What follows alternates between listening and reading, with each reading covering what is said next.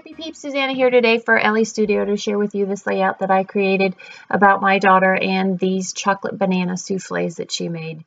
So I am going to warn you ahead of time that this is a particularly long process video because I do an awful lot of shuffling.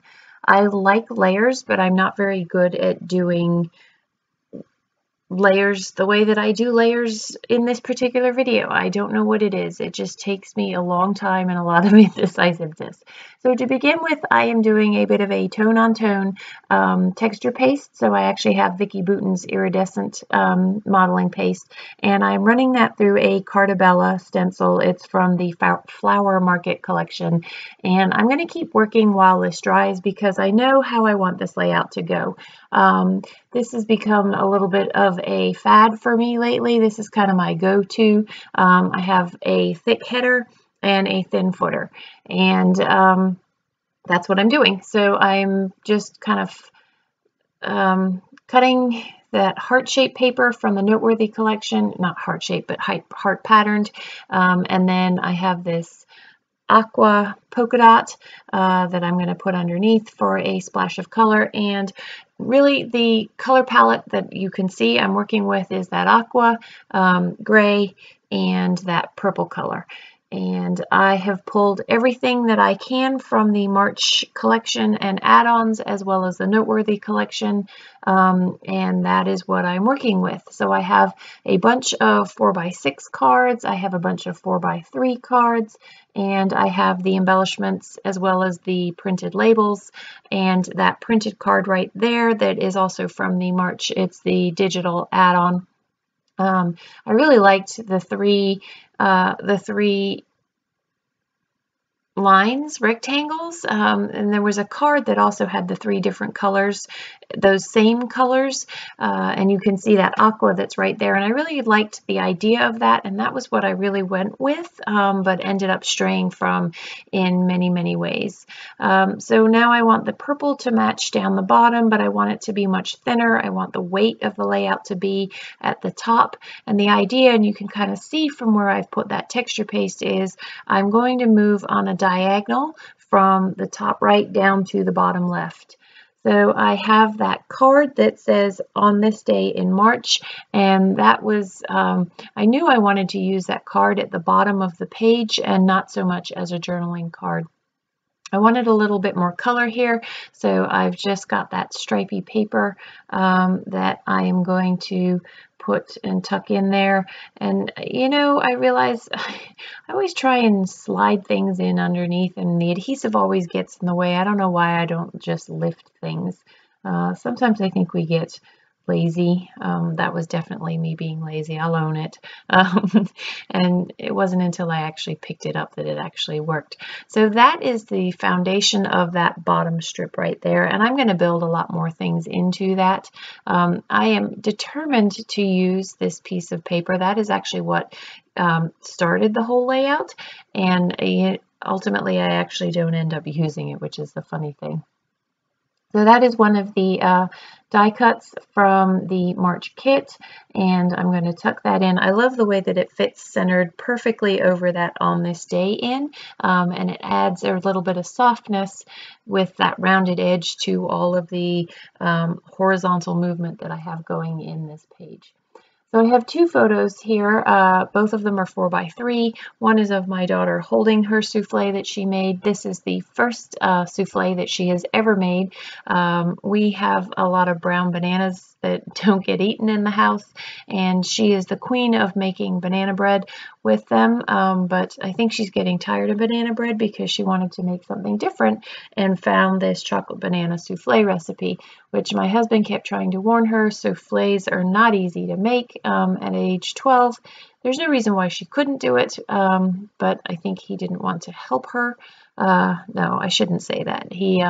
He's always very willing to help her in the kitchen. I think he just didn't want her to be discouraged by perhaps a falling souffle. Of course, she wasn't worried about it at all, and they came out very successful. So she did a great job. So a good chunk of this video is going to be me now figuring out all of these layers, because if you look closely, there are a lot of layers behind these two pictures, and they aren't, each picture has different layers, and I kind of shuffle things around because there is a lot of horizontal movement, and I want the layers to go horizontal, because as soon as you add something that's vertical, it sort of throws that whole balance off. So I have scraps of patterned paper here. I have, as I said before, the journal cards and various different labels. That is one of the beauty of Ellie's studio goodies, is there is so much in all kinds of different colors, that you really, you can always find something that works, or lots of somethings that are going to work. So that tag, that little label there, it says this right here is also from the kit. I really wanted to use that star paper that I've just put aside to the left there, and that was also one of the foundation pieces. So this is from the All My Heart collection. I really wanted a little bit of darker purple. You can see I had that darker purple that went in the springtime collection, but it wasn't quite dark enough, so I go with this. And later on, you'll see in the process video that I add another little strip to the right, because there ends up being not enough darkness for balance between my daughter's hair and the chocolate souffles throughout that cluster there, and so I do add a little bit more. I'm going to cut up this card, and what I'm going to struggle with is the white at the top of the card there. I really needed to fill that space somehow, and I am going to struggle long and hard with that, which is ultimately how I end up coming up with the piece of purple that I should have just put behind the photo to begin with. But again, this is not something that I do on a normal basis. I do use lots of layers. I just don't use layers in the same way that I happen to go about using layers in this particular layout. I am really pleased with the way that it turned out, though. I have to say this is probably one of my favorite layouts that I have created myself in a long time. So this is a tag also from the March kit. I don't end up putting it where I thought I was. Again, I'm still trying to find something to fill that hole there, and I thought that tag was going to be it, but it adds balance in the wrong direction. I kind of need more on that left-hand side of the layout, and less on the right, because I'm pushing too close to that outer edge, and I'm covering up that white space that I really want to leave. So you can see I put that tag there that says this was good, and I like it there, but what happens is it adds that vertical element that I really don't want, so I am going to ultimately move it. I do find a home for the tag here on the left-hand side along with that circle. I have some baker's twine that I'm going to put in, and that is black and white variegated, and I like the way that the heaviness of the black kind of offsets the heaviness of the black down at the bottom and the weight in the photos there. I do loop the baker's twine around because it just adds a softness. That circle kind of mimics the circle of the souffle, as well as the other softness in the circular elements that I do incorporate into the layout there. So that was from the stamp set from March. I think it's called The Details, and it says big smiles with the camera in the middle, because she was so tickle pink with herself for having succeeded in her first souffle effort. She really, like I said before, she did a great job with this. So I'm going to cut up the other tag, and that one says Good Eats, which of course is perfect for these delicious souffles that she made, and it finds a perfect home down there. It adds a little bit more of a horizontal movement to that cluster there, which I really liked the way that that finished that off.